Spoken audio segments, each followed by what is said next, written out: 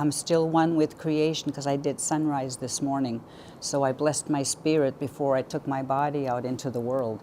So there's that, but that's been missing now because our children are waking up and they're going to school and it's good morning, good afternoon, good evening. So it's totally in the other language. And so they're not so they don't know about spirits. That's why I've been really busy doing spirit naming. So the pipe is so this is male and this is female. And so the right side of us is what we consider the male side of us. It's our right side, it's our protector. This side where our heart is our female side, our nurturer, and stuff, the one that teaches us how to feel, how to have compassion. So when a pipe ceremony is done, then the elders, and there would have been more than one pipe carrier, they would have went to the 4 directions. So I think I can turn on without hurting that and stuff. So yeah, I'll try anyways. And so they would have went to the 4 cardinal directions. Okay, I don't want to.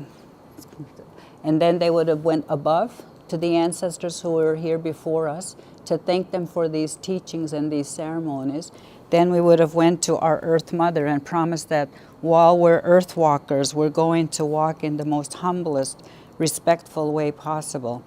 And that's for all things male and all those that are male. Then we would have done the same thing for the female part of the pipe. And we would have done the same directions. And then we would have put it together. And so a pipe is never put together unless there's ceremony. And then you would have done the same thing again, and went to the, as male and female essence together. And then each pinch of tobacco is a prayer. And before each pinch is done, people will do pipe ceremonies differently because as we learn, we see our own vision. So for me, what I do with mine before I put the tobacco in is I will take a pinch and I will go to the top of my head and I says, this is for the thinking. May everybody think in a most harmonious way. May they make decisions that will benefit others and not be selfish. May they honor their thinking, even when there's conflict in their thinking. Then I'll go to the eyes. May they see beyond what's in front of them. May they see the beauty of creation and not just look for physical things. May they, listen to creation and not just to human noise or human voices. May they remember the smells of creation. That's why we have these different smells, the sweetgrass, the sage, the cedar, and I'll pass them around on the break, the different medicines here. And of course, may they speak honorably of creation. I taught at the Fredericton High School back in mid-90s, and my spirit was hurt because I heard young girls use profanity in the hallways. And I'm thinking, oh my gosh, it's bad enough that I hear it from males, but now young girls are using profanity. And it really hurt me. Because I was brought up that we weren't even allowed to use the English word HATE in our home, let alone the 4-letter word.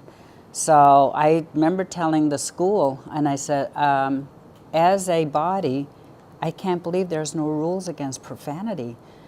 Maybe everybody should be learning Maliseet, because we don't have the letter F in our language, So it might be a good idea to really promote my language because we don't use profanity. So it's so important of what we put out there. I always forget who the author was, but you may have remembered this experiment that was done. They put a glass of water in one room and another glass of water in another. One was with kindness, and the water was just as clear as can be. The next water was anger and insults and gossip, and when it froze, it actually had cracks and everything like that. So if an element of water can feel, we were told that's why you have to be careful what you put out in the world, so kindness. So make sure you choose words that heal and not words that hurt, and you see a lot of bullying now happening and stuff, so that lesson hasn't been passed on. So that's what we do. Then we would bring the tobacco to our heart so that we know that creation isn't just for humans, so that we don't say, okay, let's, like we offer tobacco all the time. I have tobacco in my car.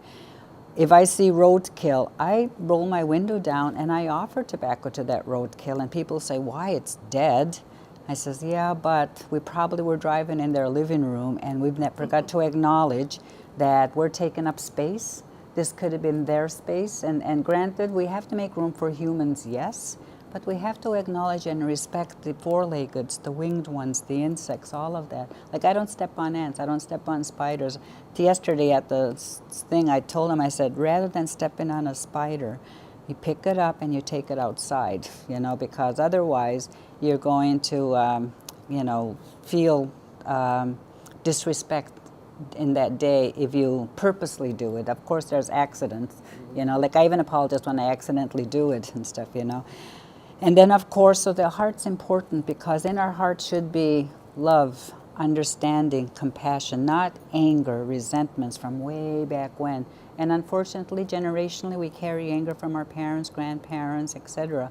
I see it in the school systems near Perth, because we were kicked out of school in Perth just because we were Maliseet. This was in the 60s.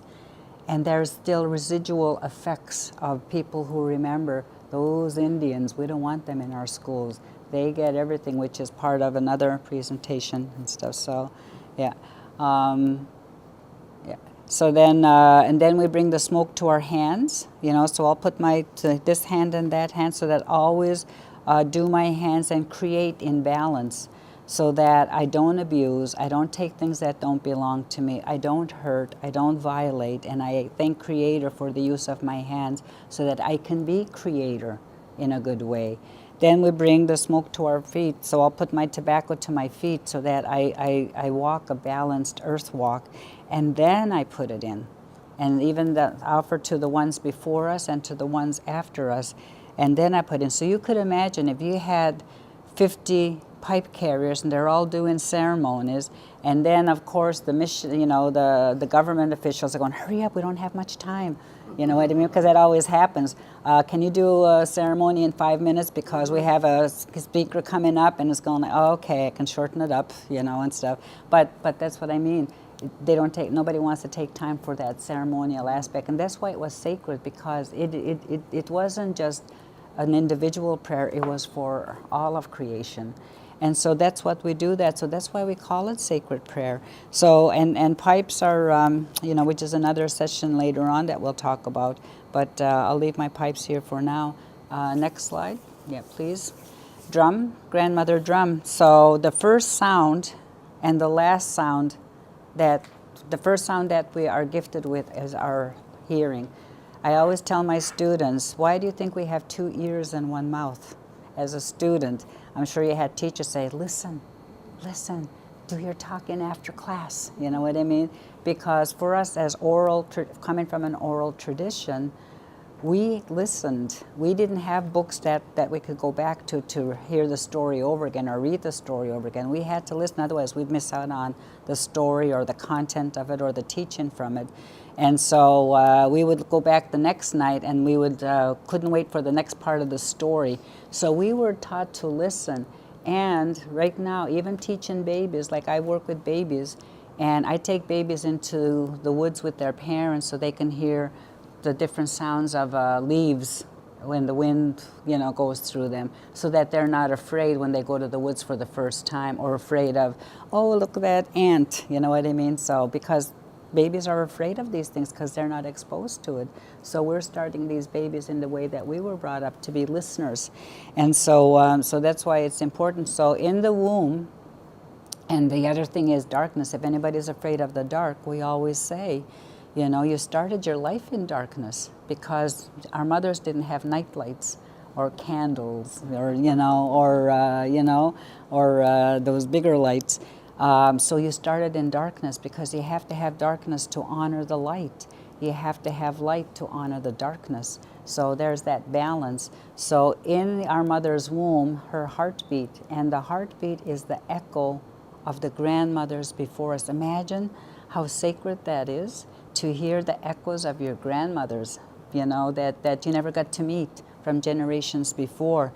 So, when I work with moms, and I'm getting luckier, when I work with moms, I get to go into the delivery room. I trained as a doula so that I could labor coach and bring the baby into the world in a different way, hopefully without medication, and stuff. But you hear the heartbeat of the mother, and that's why the drum is so sacred to us, to honor that sound. And the last thing that goes is hearing. So my brother who passed away, just last week, he still heard, and I was able to sing to him in Maliseet. I was able to thank him and honor him for the brother that he was to me. And of course I had to play his favorite CCR. He loved CCR, so I had to play that for him, and I could just see the worries drain from his face, before. And the last thing he heard before he took his last breath, they had just taken him off his machines. I put a braid of sweetgrass underneath his nose for him to smell. I said, "Our elders already have the medicine waiting for you for your feast." And he took this big deep breath. I was playing Diamond Nicholas's honor song in Maliseet, because we translated from Mi'kmaq with George's permission. And he just took this big, beautiful, big breath, and he went in such a peaceful way. So I was gifted to be able to witness that sound. So listening is important, and sound is important. So when we sound the drums, one of the things, people who've never heard the drums, especially the big drum at a powwow, I had an elder one time, a non-Aboriginal woman, she goes, if they're supposed to be hitting Mother Earth, why are they hitting them so hard like this, eh? And I said, oh, that's because they have to wake up the people that haven't heard the drum. They have to get the people to, so that it echoes, so that people will say, where's that drum coming from? Like I've done it in Moncton when Chief Attlee was doing his ceremonies here.